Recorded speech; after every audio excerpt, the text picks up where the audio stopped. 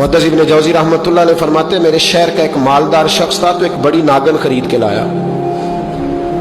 नागन सोने का अंडा देती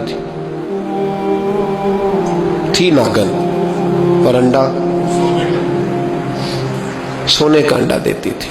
उसके बाल बच्चों ने भी, एक ही बेटा था, बीवी थी, उन्होंने कहा अब्बा ये नागन है, इसका काम दसना है, तो तू ख्याल कर। क्या कहा था हज़रत सुल्तान बाहू ने, खारे खूह कदी मिठे नहीं थींदे, भावें सै मना गुड़ पाइए, ते सप्पां दे पुत कदी मिठ नहीं थींदे, भावें चूलियां दूध पियाइए, इसकी फितरत में डसना है। तो ये डसेगी, बात खत्म हो गई। का नहीं, सोने का अंडा देती है। रख लिया घर में।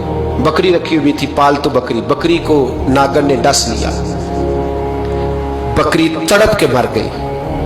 बीवी और बेटा कहने लगे ख्याल कर, बकरी को डस लिया ना उसने कहा बकरी कितने की? का 6 दिनार की। सोने का अंडा कितने का? 50,000 दिनार का। तो कहने लगा छोड़ो, अंडा तो मिल रहा है ना, अगरचे नागन है, अंडा तो आ रहा है ना। कुछ दिनों के बाद घर में घोड़ा रखा था, घोड़े को डस लिया, तड़प के मरा घोड़ा। उसको फिर समझाया बीवी और बेटे ने कि बस कर दे, ये नागन है, ये डसेगी। उसने कहा घोड़ा कितने का? 20 दिनार का। तो अंडा कितने का? 50,000 दिनार का। तो छोड़ो, घोड़ा मरने तो नया ले आएंगे। अल्लाहु अकबर। एक नौकर घर में रखा था जानवरों को चारा डालने को।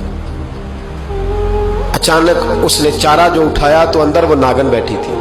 उसने हाथ पे डसा, गरीब ने चीखें मारी, चीखें, पर गरीबों की चीखें लोगों को सुनाई नहीं ना देती। गरीबों की चीखें लोग दरवाजे बंद कर लेते हैं। लोगों ने इसलिए काले शीशे लगाए हैं कारों को कि गरीबों की चीखें न दिखाई दे न सुनाई दे। नागन ने डसा, चीखने लगा नौकर, लेकिन गरीब का खून भी सस्ता होता है ना, उसका सारा वजूद जहर से फट गया।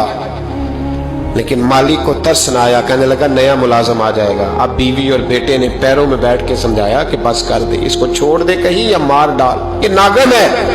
उसने कहा पागल हो गए हो, कभी सोने का अंडा देखा है? सोने का अंडा देती है। वक्त गुजरने लगा, चंद महीने सुकून के गुजरे, लोग बात भूल गए।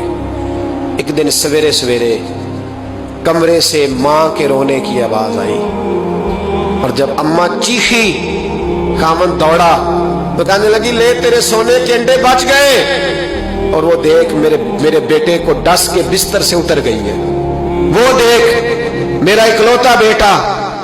अभी बेटे को उठा के तबीब के पास ले जाने ही लगे थे, वो अपने घर के दरवाजे तक पहुंचा था कि जनाब इजराइल पहले तशरीफ ले आए। अब जब वापस आया, बेटे का जनाजा बड़ा मुश्किल है बाप के लिए उठाना, बड़ा मुश्किल है, बड़ा मुश्किल। रोने लगा, चीखने लगा। एक बेटा वो भी पर्दा कर गया। जनाजा उठा, लोग उसको दफन करने के लिए निकले तो मां ने भी सारा सामान समेटा। मां ने भी वापस आके कहने लगा तू कहां जा रही है? कहने लगी इस वेड़े में, इस सहन में मेरे बेटे की मौत हुई, यहां सोने के अंडे बचे पर मेरा बेटा नहीं बचा। मैंने उस आंगन को क्या करना है जिसमें सोना तो पड़ा हो पर बेटा मां पुकारने वाला हो ही कोई ना। मेरी तो सारी आरज़ुएं उजड़ गई, तेरे लालच ने हर चीज तबाह कर दी। कहने लगा मैं इसे मार डालूंगा, निकाल दूंगा। कब क्या फायदा? तो खत्म हो गई बात। दे कदरा कुछ कदर न जाती, कीती खूब तसल्ली हूं, दुनियादार पुजारी जर दे, कुत्ते दे गल टल्ली हूं, अब क्या फायदा? बीबी निकली तो शख्स चौक में आया, डंडा लिया, नागन को मारा।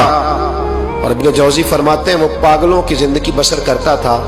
उसके दाएं बाएं सोने के अंडों का ढेर लगा होता था। वो लोगों को कहा करता था मेरे जैसे लालची न बनना, मेरे पास ना बीवी बची, ना बच्चे बचे, ना घर बचा, ना कोई वफादार बचा। हाँ मेरे पास दौलत बच गई। आज लोगों ने दौलत बचाई, दौलत बचाई, दौलत सगा भाई अलहदा कर दिया, बहन से मुलाकात तर्क कर दी, ये पैसे मांगती है। लोगों ने हर रिश्ता नाता